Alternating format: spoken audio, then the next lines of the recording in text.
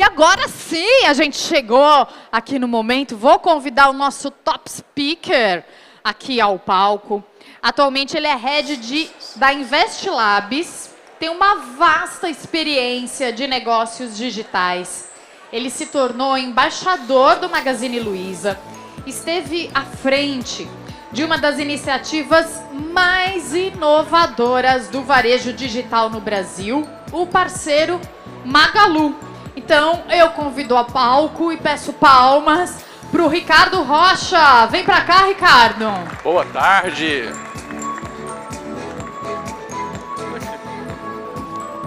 Fique à vontade. Tudo bem? Obrigado, uma honra estar aqui com vocês. Tá ótimo, obrigado. Super boa tarde, Abrinq. Super boa tarde, Abrinq. Uma honra estar aqui com vocês. Vou falar um pouco sobre negócios super inteligentes. Vou passar sobre 4 grandes revoluções que precisam acontecer, principalmente no setor de brinquedos. Nós tivemos um bate-papo assim, bem interessante sobre isso. E eu trouxe aqui alguns conteúdos bastante provocativos. E vou falar um pouquinho do case também do parceiro Magalu, para que vocês possam... ficou bom? Para que vocês possam se inspirar e isso levar tanto a venda quanto os canais de distribuição de vocês, a digitalização e a comunicação do valor para cada uma das gerações, que hoje nós temos um espectro de mais de 6 gerações convivendo ao mesmo tempo. Mas antes de falar um pouquinho sobre essas questões de digitalização e das 4 revoluções, quero apresentar para vocês a minha família.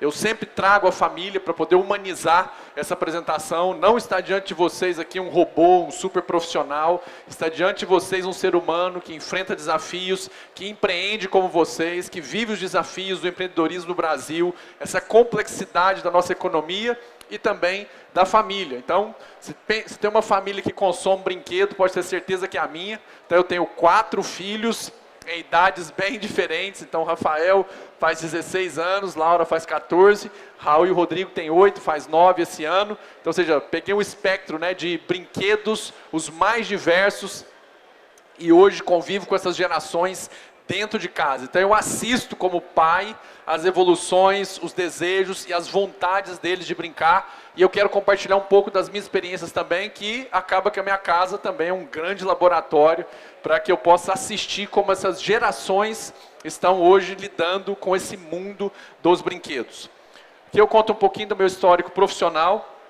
Então, eu já vendi 5 empresas, então sou um empreendedor serial. As últimas 3 empresas ali foram vendidas para o grupo Magazine Luiza. E aí eu fui para o Magalu para poder construir tudo que se chama de marketplace. E hoje, certamente, grande parte dos varejistas que estão aqui na Abrinq devem vender brinquedos através do marketplace do Magalu e de outros também que estão no mercado. Atualmente, estou construindo outras 7 empresas para que elas possam ser vendidas, todas elas no segmento ou educacional ou de tecnologia, que é a minha pegada. Então, hoje, por exemplo, Blips, Topo, Digio e Super são as maiores empresas hoje.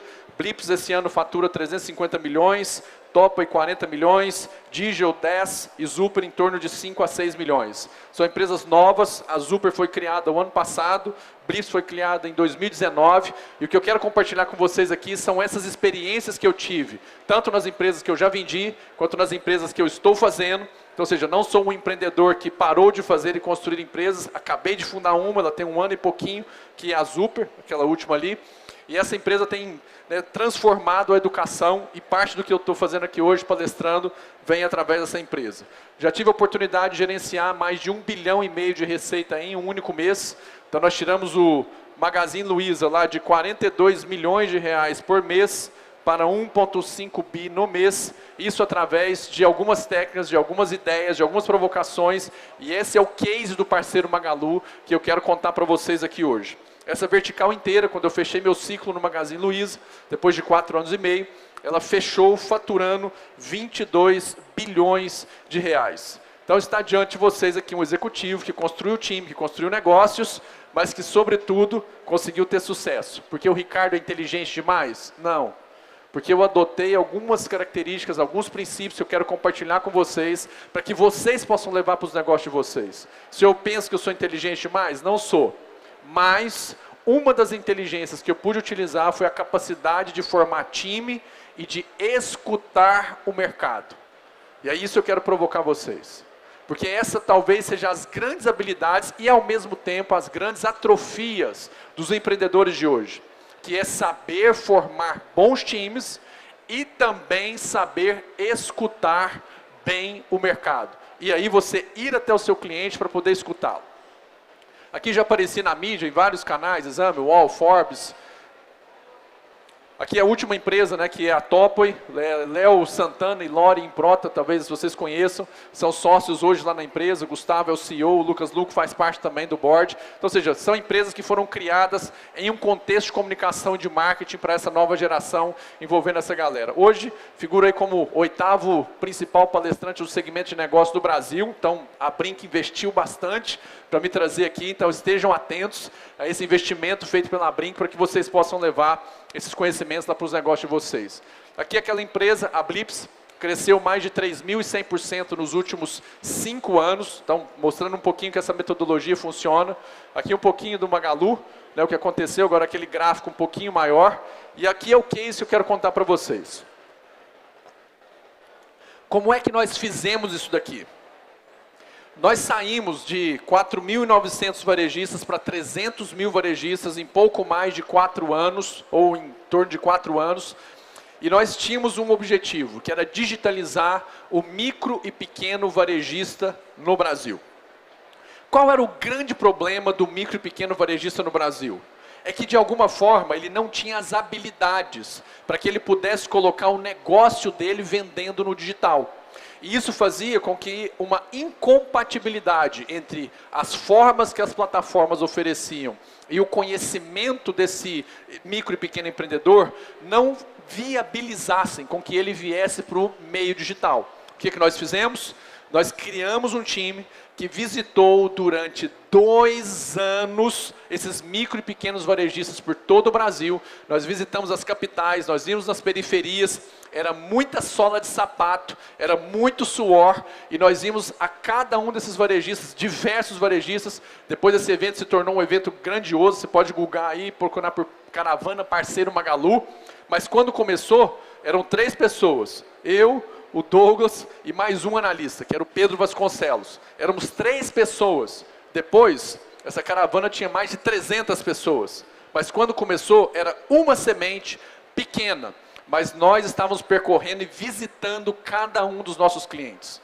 O que eu tenho visto é que os varejistas e os donos de empresa têm perdido hoje essa característica de se aproximar dos seus clientes, de estar junto, de estar perto, de fazer o corpo a corpo, de entender e de lidar com as questões e com a comunicação do cliente de tal forma que a pessoalidade e a humanização da relação, ela aconteça.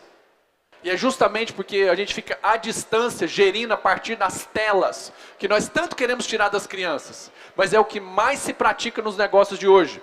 Hoje, o dono da empresa tem mais tempo de tela do que de tempo com o cliente. E nós ficamos falando das nossas crianças, que tem mais tempo de tela do que tempo de convivência com os amigos.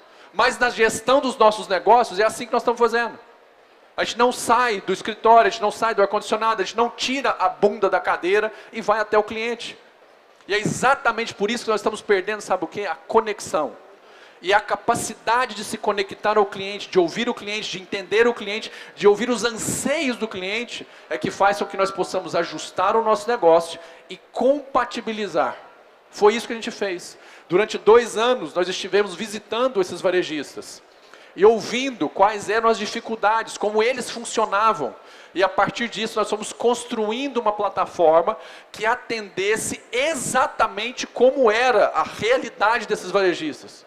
Então, nós não construímos uma plataforma e fomos adequando e deformando e batendo nos varejistas para que eles pudessem vir para a plataforma. Não, nós fomos lá entender como eles funcionavam e então construímos para eles uma plataforma.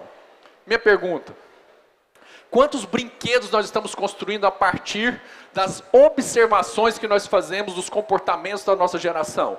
Ou nós temos ideias geniais do nosso time de engenharia e de pedagogia, e depois que nós construímos os brinquedos, nós saímos buscando alguém que queira comprá-los. Estão entendendo o que eu estou falando? É do cliente para o produto, e não criar um produto para depois sair correndo atrás de cliente. Essa é a mudança que nós precisamos trabalhar. E nós precisamos sim ter mais tempo com o cliente do que tempo de tela nos nossos trabalhos. E eu vou te falar uma coisa, daqui a pouco eu vou entrar nesse assunto aqui e talvez possa até causar um pouco de polêmica, mas não são as telas o problema da nossa geração mais nova. Não são. Quem tem problema de tela são as gerações mais antigas, que querem privar as crianças das telas, mas não entendendo exatamente qual é o conduíte, qual é a direção a ser dada, mas nós hoje gastamos muito mais tempo em telas. Pega quanto tempo você gasta em TV, em celular e em computador, e soma, para ver se você gasta 10% desse tempo com seus clientes. Pega seu celular, pega seu tempo de TV, e pega seu tempo em frente ao computador, e vamos ver se 10% do seu tempo hoje está focado em ouvir o seu cliente e entender as demandas de mercado. Talvez seja por isso que os negócios não estão decolando. Aqui a gente mostra um pouco do faturamento. Nós saímos lá de 42 milhões de reais por mês para 1,5 bi no mês. Sabe como? Ouvindo o nosso cliente, estando presente, corpo a corpo, vivendo e vivenciando as dificuldades e as realidades. E não lá os engenheiros maravilhosos, criando plataformas, softwares, ideias, produtos e serviços, para depois a gente sair atrás de doente. Não, nós fomos até onde eles estavam, para que nós pudéssemos então construir aquilo que eles precisavam. Mas tudo isso, e eu gosto de mostrar esse slide aqui também, porque eu falei agora mesmo que eu não me achava o cara mais inteligente do mundo e não me acho mesmo, porque a minha origem é a fazenda. Esse carinha em cima dessa carroça aqui, ó, colocando comida para o gado, depois de ter cortado esse capim, moído aqui nesse barracão, e trazer aqui, né, junto com o meu irmão, para o gado, sou eu. É o Ricardo Rocha aqui, ó. É o Ricardo Rocha aqui de braço quebrado, alimentando as galinhas. E aqui foi a minha primeira ação empreendedora, a minha semente empreendedora veio daqui, eu já conto para vocês. Esse carinha em cima desse silo, feito à base de sorgo, é o Ricardo Rocha. Então, se é possível, qualquer pessoa construir empreendimentos, que sejam empreendimentos exponenciais, é possível, porque é um carinha que estava lá na roça, que o meu maior sonho, sabe qual era o meu maior sonho? Ter dinheiro para comprar o lanche na cantina. Esse era o meu sonho. E uma vez por semana, na sexta-feira, poder comprar um picolé de brigadeiro da Que Bom. Que na época a marca era azul e amarela, não sei quem lembra disso aí, era horrorosa a marca. Mas eu queria comprar, essa era a minha ambição de vida. Então, se é possível, mas você precisa definir qual é a sua ambição e como você vai chegar até lá. Então, de um carinha que morava lá na fazenda, que a primeira ação empreendedora dele, porque queria comprar o lanche na cantina, junto lá dos seus colegas que compravam e eu não podia, e eu não culpava meu pai. Eu via a dificuldade, a restrição que a gente vivia. Mas eu queria. E aí a minha mãe deu uma ideia, falou assim, por que você não vende os ovos e o queijo? Porque a gente fazia queijo nesse barracão aqui, esse era um barracão de leite. A gente fazia queijo. E a minha mãe falou assim, poxa, por que você não vende? Aí meu pai levava a gente para a cidade para estudar. Não sei se você entende bem esse termo, mas quem mora na roça, a gente fala que vai para a cidade quando a gente sai da fazenda. Então a gente ia para a cidade para estudar. E dormia lá na casa dos parentes para poder estudar, alguns dias. Então eu levava o ovo, levava o queijo, e no final da aula, eu vendia para a mãe dos meus coleguinhas de sala. E no outro dia de manhã, pegava minha bicicleta e fazia delivery. Entregava na casa delas o ovo e o queijo caipira. E com isso eu tinha um dinheiro, rachava com a minha mãe dava comida para as galinhas, comprava o que precisava, e aí eu tinha um dinheiro para poder comprar o ovo e o queijo. E por que eu conto essa história? Porque uma das coisas mais preciosas que eu aprendi na fazenda é a nossa capacidade de viver em comunidade. É a gente não sair dando solução para as coisas sem que a gente tenha, no mínimo, a compreensão de como elas funcionam. Se tem uma das coisas que a gente aprende lá na fazenda, é aprender com os mais velhos.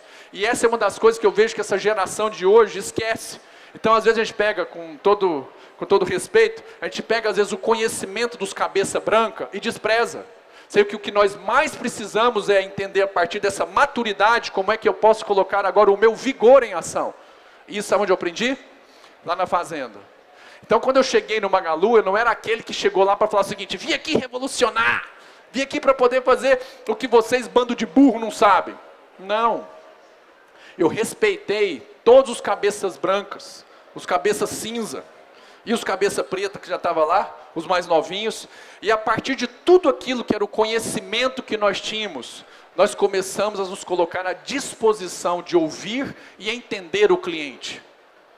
Então, a partir de todas as gerações, porque é impossível para mim compreender o mundo como esse senhor aqui conhece. Eu jamais vou ter uma visão de mundo como ele tem. E ele também não vai ter uma visão de mundo como eu tenho. Mas juntos, nós podemos ter uma visão de mundo complementar. Ele vê de um jeito, eu vejo de outro, nós nos respeitamos e juntamos essas visões. E aí nós produzimos um produto e um serviço excelente, que atende a geração dele, a minha e um espectro muito maior. E essa humildade a gente precisa ter nos nossos negócios. Deixa eu passar por trás. Isso aqui foi o que me deu essa base, para que eu pudesse entender que está na humildade, de querer aprender, de estar disposto a aprender, e aprendi aqui também algo muito importante, que humildade tem tudo a ver com permeabilidade.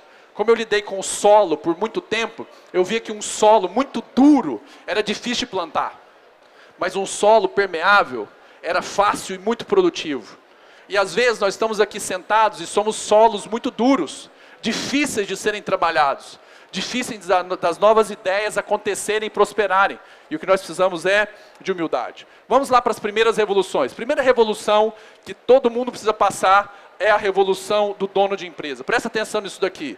80% das empresas fecham até o 10º ano. Isso é um absurdo. Isso acontece em todos os setores do nosso país. Agora, como é possível um país abundante como o Brasil, uma terra próspera como a nossa, o país mais abundante do planeta em recursos naturais, em biodiversidade, em capacidade de matriz energética, a gente observar uma condição absurda dessa, de 80% das empresas fecharem até o 10º ano. Agora, sabe por que isso aqui acontece? Isso aqui acontece porque falta preparo do dono. Porque o dono não está aprendendo. Porque o dono não está buscando capacitação. Fator número 1 de fechamento das empresas do Brasil não é falta de cliente, não é falta de venda, e nem é problema e falta de dinheiro. Dinheiro está lá no 4º lugar. É a falta do dono da empresa de ter a sensibilidade, a capacidade de se conectar, de se comunicar e de gerir minimamente o seu negócio em contextos econômicos que são sempre mutáveis. E por isso a empresa fecha. O negócio cresce e é exatamente porque o negócio cresce que as empresas fecham. Por quê? Porque o dono da empresa não se habilita, não se atualiza, não busca novas tecnologias e novos conhecimentos. No Brasil, o nosso gap, o nosso hiato entre uma formação e outra chega a ser 5 anos. Deixa eu te contar, ChatGPT não tem 5 anos que surgiu. Então, se você está com uma formação de 5 anos atrás, pensa que essa revolução dentro do seu conjunto de ferramentas e de habilidades ainda nem apareceu. Então, como nós podemos gerir um negócio se nós não estamos nos capacitando permanentemente? Então eu queria falar desse assunto com vocês, porque eu sei que é um tema difícil, mas quando o pessoal da Brinq veio falar comigo, eu falei assim, não posso deixar de tocar nesse assunto. Por quê? Porque eu não quero ver meus irmãos empreendedores brasileiros fechando as portas. E a principal causa não é falta de mercado, é a nossa falta de capacitação. E porque falta capacitação, falta planejamento, porque falta planejamento, não tem gestão, e aí como não tem gestão, eu quebro no caixa. As empresas não quebram por falta de venda. Sabe onde as empresas quebram? No caixa. Por quê? Porque o dono, como não está preparado, ele começa a confundir o caixa da empresa com o bolso dele. E começa a sangrar o caixa da empresa. A empresa cresce, sabe o que ele faz? Compra um carro novo. A empresa cresce, sabe o que ele faz? Muda de apartamento, aluguel mais caro.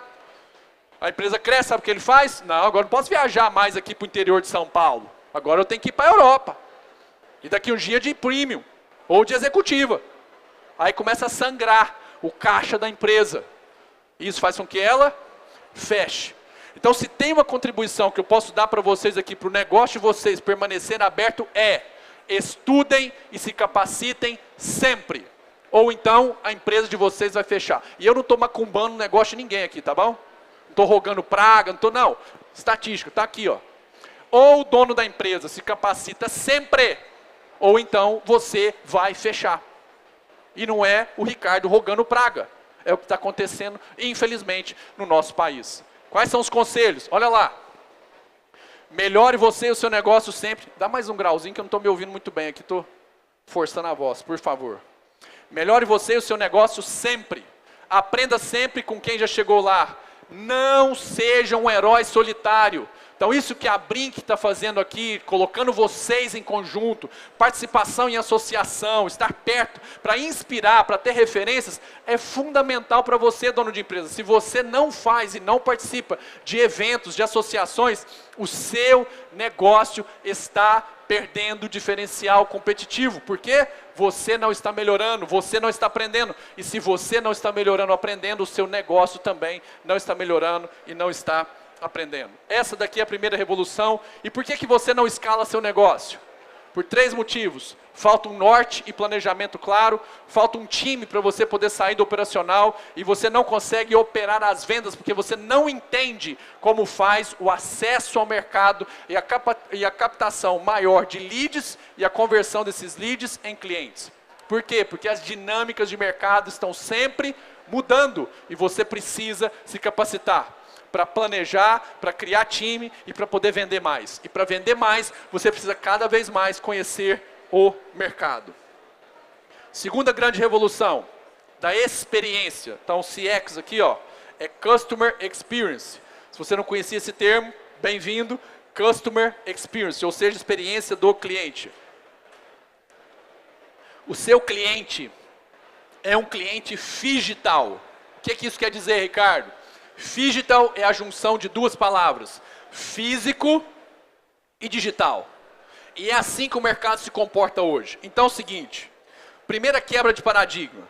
Vamos parar com essa bobagem de dizer que temos que tirar as nossas crianças das telas. Sei que está causando choque.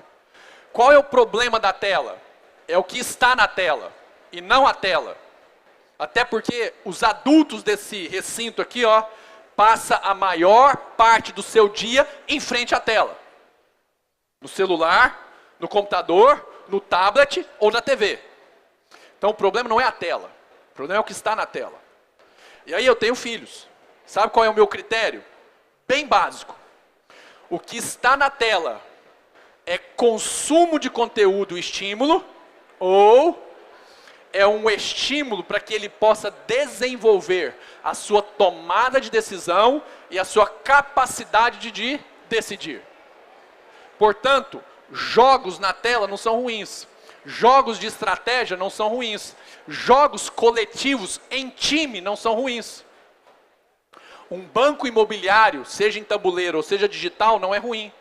Agora, um Reels que você consome de 15 em 15 segundos, estimulando o seu cérebro a de maneira passiva receber o prazer, é ruim, é prejudicial e estimulante ao TDAH.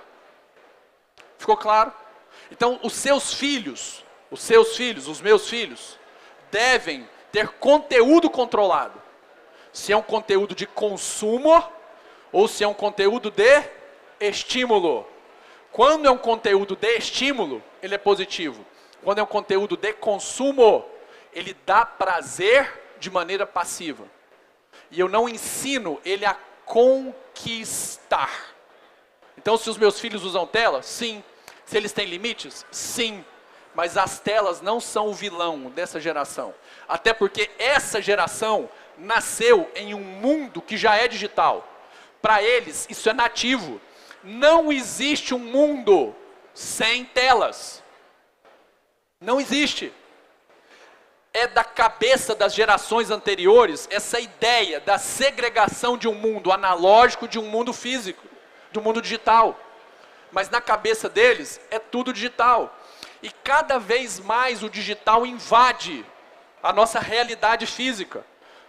9 em cada 10 brasileiros pesquisam, sabe aonde? Na internet, antes de comprar qualquer coisa. 9 em 10. E nessa sala, dado a minha visão aqui do contexto social de vocês, eu arriscaria dizer que 10 de cada 10 pesquisam na internet, antes de fazer qualquer compra. E você já chega no varejo já qualificado, porque olha só esse dado. Embora o tráfego de loja, ou seja, a quantidade de pessoas que frequentam as lojas tenha caído, as vendas subiram. Sim, ué. Então o que está acontecendo? Sabe o que está acontecendo? Presta atenção, dono de empresa. As pessoas estão pesquisando na internet, elas estão puxando a sua capivara. Vocês entendem esse termo? É bem mineiro, né? Já puxaram sua capivara, já investigaram você, já pesquisaram as opiniões dos clientes, as qualificações dos clientes, o que eles pensam sobre o seu atendimento, tudo. Pesquisaram, tiraram seu raio-x. Aí eles tomaram a decisão. Vou lá na loja desse sujeito para poder comprar. Ou seja, o tráfego que está indo na sua loja é cada vez mais qualificado. Então presta atenção. Se um cliente chegou na sua loja, se você não atrapalhar muito, ele compra. Sabe por quê? Porque ele já puxou sua capivara. Ele já decidiu, ele já entendeu que lá é o lugar onde ele vai encontrar o produto ou o serviço que ele quer. Então se você não fizer bobagem, ele vai comprar de você. Mas o que eu tenho assistido é que nas empresas e as equipes de vendas estão cada vez mais despreparadas. Elas conhecem menos do produto do que o cliente. Porque o cliente, ele se informou, ele pesquisou, ele escrutinou a internet atrás das informações e decidiu, e foi lá na sua loja. Aí o vendedor, que deveria ser aquele que esclarece as dúvidas finais, ele é aquele que põe mais dúvida na cabeça do cliente. E quando o cliente faz a primeira pergunta, ele fala assim, não sei, deixa eu ver com o meu gerente. Como o cliente se sente? Fala para mim. Como é essa experiência do seu cliente? Péssima. E aí a gente fala que o mercado está ruim, quando na verdade o mercado bate na nossa porta e nós estamos despreparados para poder atendê-los. Porque as crianças que chegam lá, elas chegam super bem informadas. Elas pegam o controle remoto do cliente e dão um show em todo mundo. E nós não estamos nos preparando para atender esse público. E aí sabe o que tem acontecido nas empresas? Um verbo novo, o desvender. As empresas estão desvendendo. Porque o cliente chega lá e ele tem uma péssima experiência de atendimento. Ele queria comprar, mas agora ele ficou com dúvida. Depois que chegou na loja. Até chegar na loja, não tinha dúvida. E sabe o que é isso, dono de empresa? Isso é falta de treinamento. É falta da gente capacitar os nossos vendedores, é falta de treinar no produto, é falta da gente fazer com que ele aprenda como se comunicar com essa geração. Então é o seguinte, quando o cliente aparecer na sua loja, toma cuidado para você não desvender. No máximo, ou no mínimo, fica calado, que aí ele compra. Fica caladinho lá. Fala assim, ó, vendedores, não abra a boca, só fica aqui enfeitando o espaço. Pronto. Se não tem tempo de treinar, então fala para todo mundo ficar calado. Porque pelo menos eles não vão desvender para essa geração. Olha como o cliente quer a experiência. Presta atenção nisso aqui. Não sei se está dando para vocês lerem aí. Um bom atendimento faz toda a diferença na hora de escolher uma loja para... O que ele está querendo? A geração mais nova, cada vez quer mais atendimento e experiência. Preço é determinante? Sim, mas experiência é um dos ingredientes hoje que também ganharam prioridade. As pessoas querem experiência. Quando você vai pesquisar hotéis, deixa eu falar mais para esse público que está aqui então, porque não tem criança aqui. Quando vocês vão pesquisar viagem, quem gosta de viajar aqui? Gente, tem gente que não gosta de viajar, o que vocês gostam de fazer? Não, deixa eu perguntar de novo. Quem gosta de viajar aqui? Aí, ó, melhorou. Quando vocês vão viajar, qual é a primeira coisa que vocês procuram? Lá nos sites. As estrelinhas e os comentários.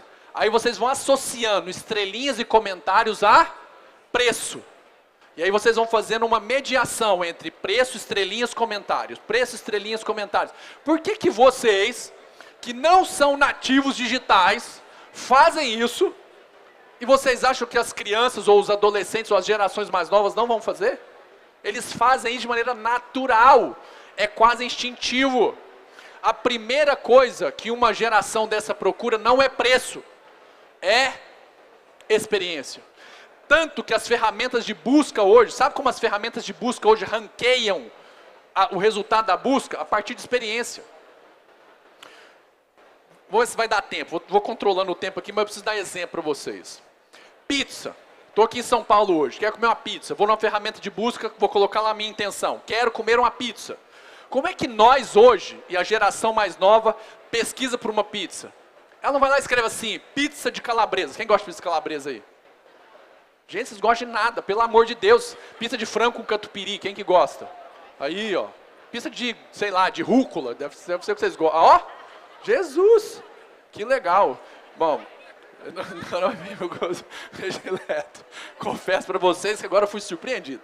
Mas beleza, pizza de rúcula, tô com vontade de comer. Como é que a gente pesquisa e como é que a geração de hoje pesquisa? Não é colocando o produto, sabe como é que ela pesquisa? Pesquisa assim, ó. A melhor pizza de rúcula com tomate seco de São Paulo. Só que você está com muita fome, você está babando agora de vontade de comer uma pizza de rúcula com tomate seco. Aí sabe o que você faz? Você fecha com experiência, com entrega mais rápida. Sabe quais são as pesquisas que mais crescem no Google hoje? Entrega mais rápida e aberto agora. Elas crescem triplo dígito por mês. Porque as pessoas querem o quê? Experiência e urgência. E nós não estamos preparados para esse tipo de demanda. Vamos ver mais uma, ó. A top 1 e agora a top 2, ó. Número 2. Dou prioridade a lojas onde já comprei e tive uma boa. Fala comigo, gente. Como nós estamos cuidando da experiência lá nas nossas lojas? Bom, olha aqui, infelizmente a experiência é terrível. Vou um pouco mais rápido aqui, que eu usei para dar um exemplo. E aqui nós temos uma coisa interessante. É a primeira vez na história que nós temos 6 gerações convivendo ao mesmo tempo. Desde a geração maturista até a geração alfa. E cada geração dessa tem uma linguagem para poder comprar. Deixa eu te contar aqui. Deixa eu ver como é o Valmic. Isso? Valmic? Então, Valmic, vou te explicar. Eu vou dar um exemplo para vocês aqui, como é que essas gerações compram, para vocês entenderem como vocês têm que treinar os seus vendedores. Em um marketplace, um canal digital, um site, se um turista entra para comprar uma camisa, beleza? Sabe o que um turista quer quando ele vai comprar uma camisa? Ele vem de uma memória emocional residual de um pós-guerra, em um mundo de inseguranças e incertezas, em que ele não sabe como será o dia de amanhã. Isso está gravado na memória inconsciente dele. E é assim que ele toma decisões. Beleza, quando ele vai comprar uma camisa, sabe o que ele quer? Sabe o que ele quer, Valmic? Ele quer segurança. Então, sabe o que ele procura? Especificação técnica. Quantos fios?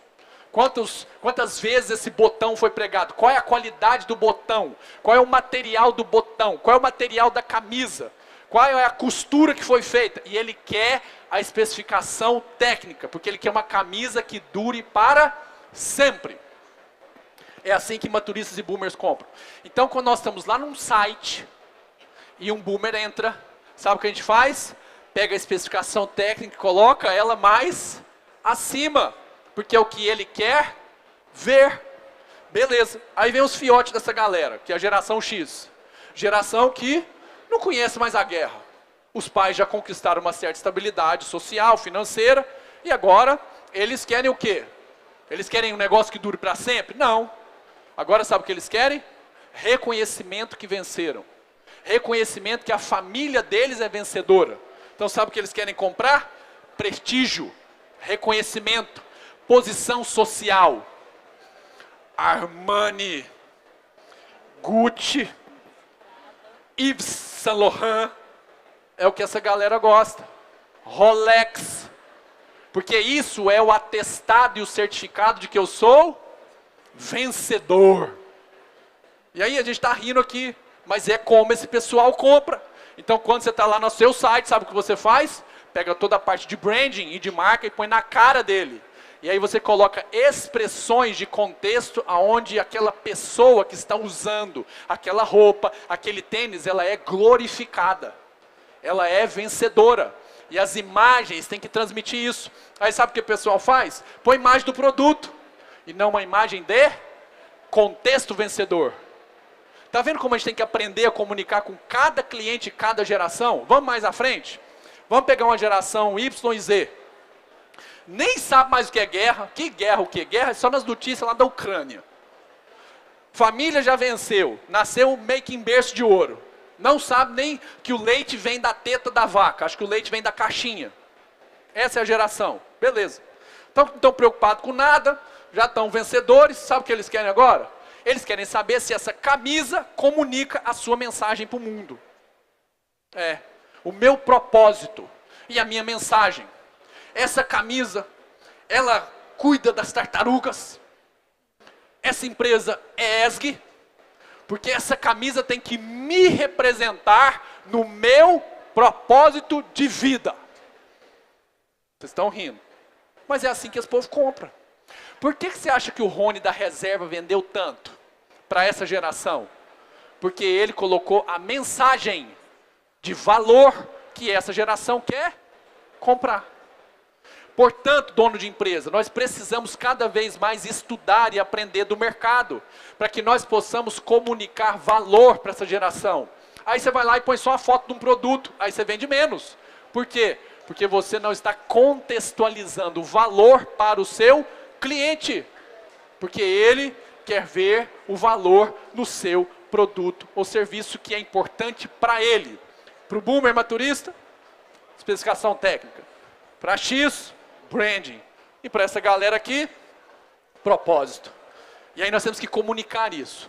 Em nossos brinquedos, em nossos serviços, em nosso discurso comercial, em nossa apresentação. Então, se tem um pai maturista, um avô maturista ou um boomer que foi lá comprar o brinquedo, quais características que você conta? Especificação técnica. Tá vendo? Especificação técnica. Esse brinquedo vai durar para sempre. Porque o que ele quer saber? Embora o brinquedo seja para quem? Para o neto ou para o filho. E se a gente não ajusta o discurso, então nós não estamos vendendo. Aí o vendedor que é mais descoladinho fica lá assim, não, porque esse plástico é reciclável, não, porque ele é ESG. E ele está nem aí para isso. Então nós precisamos treinar o nosso time para comunicar valor. Vamos seguir. Vou ter que acelerar o tempo aqui, velocidade 1.5. Vamos seguir?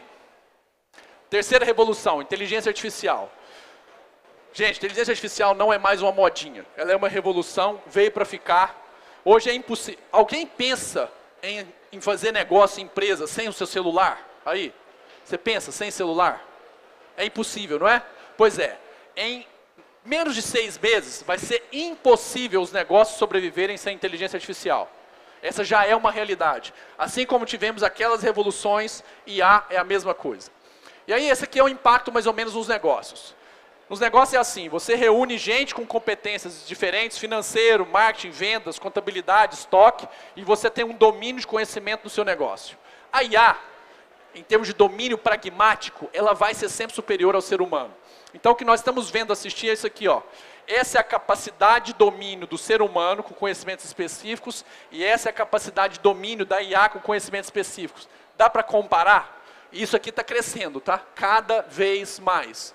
Existe uma migração entre competências que são de conhecimento pragmático para humanização das relações. E a IA, em termos de pragmatismo, vai vencer o ser humano sempre. Nosso papel como dono de empresa é humanizar cada vez mais essa relação. Deixa eu ser mais claro como isso vai acontecer. Vai acontecer mais ou menos assim, ó.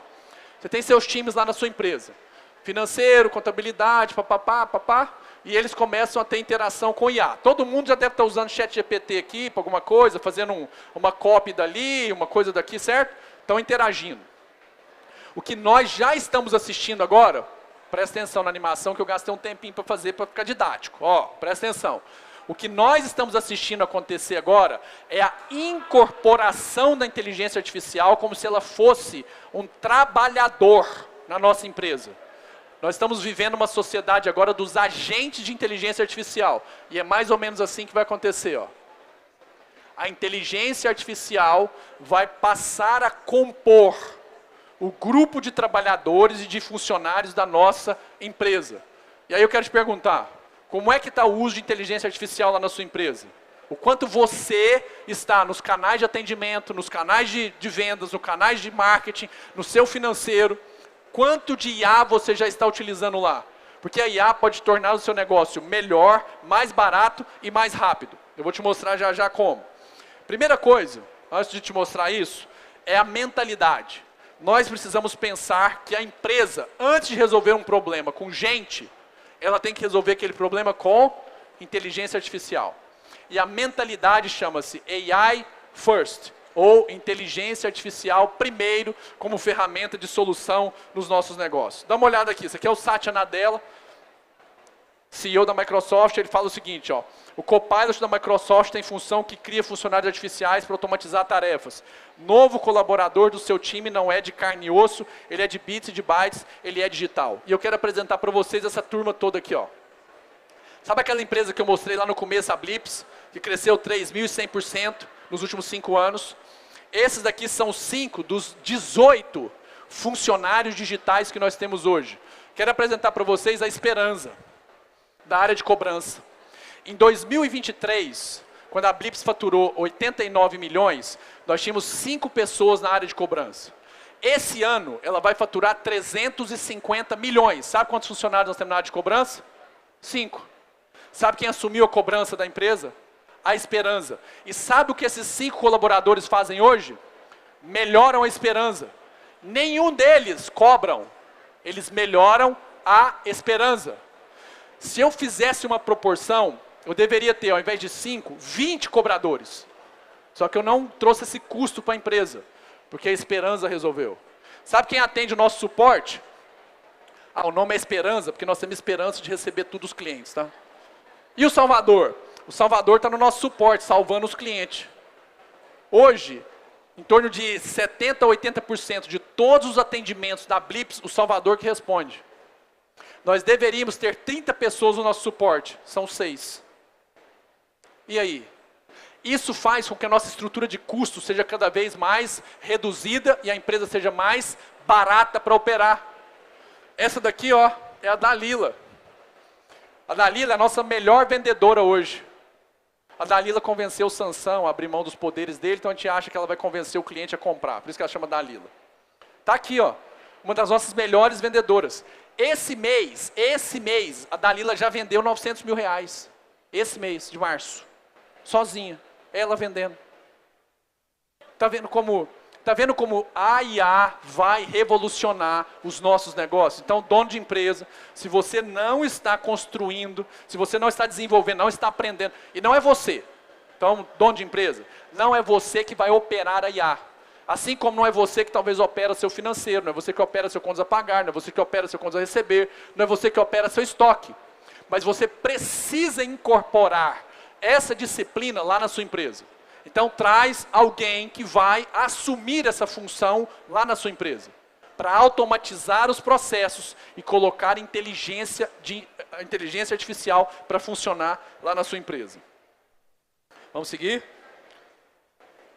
Olha isso aqui no atendimento. Só vou dar esse exemplo, depois eu vou passar para os próximos. Presta atenção o tanto de dinheiro que tem na mesa lá da sua empresa. Se você atende um cliente nos seus canais digitais, WhatsApp, seja o que for, Instagram, Direct, TikTok, qualquer um deles, em até 1 minuto, a sua chance de vender para ele é 23%. Se você deixa passar de 1 até 5, 22%. Acima de 10 minutos, a sua conversão cai pela metade. Metade. Portanto, se você coloca inteligência artificial para atender os seus clientes, automatizando esse processo, há uma grande possibilidade de você dobrar a sua venda. Se você utiliza canais digitais para poder vender. Se o seu cliente contacta via WhatsApp, se o seu cliente contacta via seu site, via seu Instagram, via seu TikTok, via seu YouTube. Ricardo, não tem nenhum desses canais, então você está perdendo 9 de cada 10 brasileiros, porque eles estão lá pesquisando. E se a sua empresa não está no Google, no Facebook, no Instagram, no TikTok, no YouTube, então você está perdendo um público de 9 de cada 10 brasileiros. Você entendeu? Então vai para lá, porque essa geração está lá. E aí você pode automatizar isso. Dá só uma olhada que interessante. Isso aqui é um fluxo de IA, e aqui uma IA fazendo um agendamento de um clareamento dental. E ela está vendendo, ela mandou a fotinha. Falou assim, olha aqui como seus dentinhos podem ficar bonitinhos, papapá. Mandou para o cliente, ó. Ela está conversando com o cliente e ela vai fechar a venda e o agendamento, ó. Fala assim, ó, quero agendar. Aí ela vai mandar um link, o cliente clica, vai lá na agenda, escolhe o dia. Ó, o cliente vai escolher o dia. Vai escolher o horário. Tá ali o horário, confirma, põe os dados dele, ó. Agendou. Fantástico. Dentistas que estavam assim, à beira da falência, estão conseguindo recuperar seus consultórios. Sabe por quê? Porque uma das coisas piores que se tinha de experiência em um consultório odontológico não era o serviço do dentista, era a secretária. Era a secretária. Porque parecia que ela estava fazendo um favor para você, agendando, conversando com você, ou até te dando um bom dia. Agora que ela não é mais necessária, e gente, não tem romance com IA. E eu vou ser rasgado assim, não tem romance. Agora que a secretária não é mais necessária, os agendamentos explodiram. Por quê? Porque os clientes preferem falar com uma IA do que falar com a secretária humana. E está acontecendo assim em muitas empresas. Os clientes preferem falar com a IA porque ela não perde a paciência. Ela está sempre lá. Ela não tira folga. Ela não tem absenteísmo. Então não tem romance. Isso aqui veio para ficar. Deixa eu ver mais um exemplo, depois eu pulo para o próximo. Olha aqui, ó, IA para produto. Assim, Ricardo, não consigo pôr os produtos no meu site. Gente, já tem IA para tudo, para fazer fundo. Ó. Se vocês mexessem com roupa, vocês conseguem pôr essa roupa em qualquer modelo, em qualquer fundo. Já tem IA para isso, para resolver esse problema de vocês. Ó. Então elas aqui, depois eu posso passar o nome. Agora, olha que interessante. Existe ferramenta no Google, isso aqui sou eu, ó, tentando encontrar esse sprayzinho aqui. Ó. Você vai lá no Google, clica nesse Lens, ou no seu celular, naquela lupinha, e ele acha as imagens para você. Ó. Basta você baixar aqui, pronto, pegou, sobe no seu site, está vendendo, galera. Então, ou seja, se nós não estamos usando inteligência artificial, nós estamos deixando de vender. E está aí, ó, simplérrimo de usar. Gente, é um botão para você achar essa imagem na internet. Já com fundo transparente, tudo prontinho. Olha que maravilha. Vou pular esse pedacinho aqui. Depois na apresentação eu mando ela para vocês. Mas eu precisava falar sobre isso aqui, ó. A quarta revolução, tenho 3 minutinhos ainda, que se chama encontrabilidade. Eu já dei um spoiler dela. Mas presta atenção. 9 em cada 10 brasileiros estão pesquisando na internet antes de fazer uma compra, não é verdade? Agora o seguinte, sabe o que acontece com grande parte das empresas no Brasil? Elas não têm presença, reputação, relevância e anotação da experiência dela nos canais digitais. Deixa eu te contar uma coisa. O boca a boca foi digitalizado. Isso está no Google Meu Negócio ou nas redes sociais. E se você não tem presença, que é conteúdo relevante, se a sua reputação e o seu cliente não está dando nota para o seu atendimento, para a sua empresa, se a sua relevância em termos de empresa não está sendo colocada na sua região, e a sua experiência não está sendo dada pelo cliente, o aval, nos comentários dele, nas redes sociais, no Google Meu Negócio, pode ser que o seu negócio nem apareça nas pesquisas dos seus clientes. Sabe por quê? Porque hoje as ferramentas de busca, como eu disse, elas priorizam a experiência. Elas priorizam a relevância. E se nós não estamos presentes nas redes sociais, então pode ser que o cliente nem saiba que você exista. Sabe por quê? Porque o ranking apresentado é baseado em experiência e relevância que o seu cliente deu nota para você lá na internet. E se você fica lá para baixo da dobra, o que é a dobra? Você tem a tela. Tudo que está para baixo da dobra aqui, ó, que é essa parte, a chance do cliente rolar é de mais ou menos 30%. Agora, a chance do cliente ir para a página 2 é de 0, você quer ficar lá? Mas possivelmente você está lá.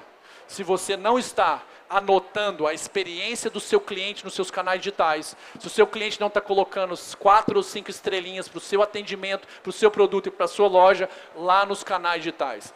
Se você não tem Google Meu Negócio, possivelmente o Google nem lista você. Quem aqui não tem Google Meu Negócio? Não tem? Saia daqui hoje e faça. Corajoso, levantar a mão, parabéns. Saia daqui hoje e faça o Google Meu Negócio e manda o link para os seus clientes avaliarem você e colocarem comentários a respeito da sua empresa. Se vocês tiverem contabilidade, certamente vocês vão vender muito mais. Queria agradecer esse tempo aqui com vocês.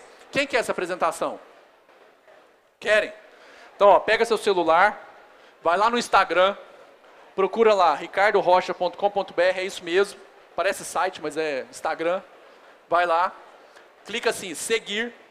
Do lado do seguir tem um botãozinho mensagem.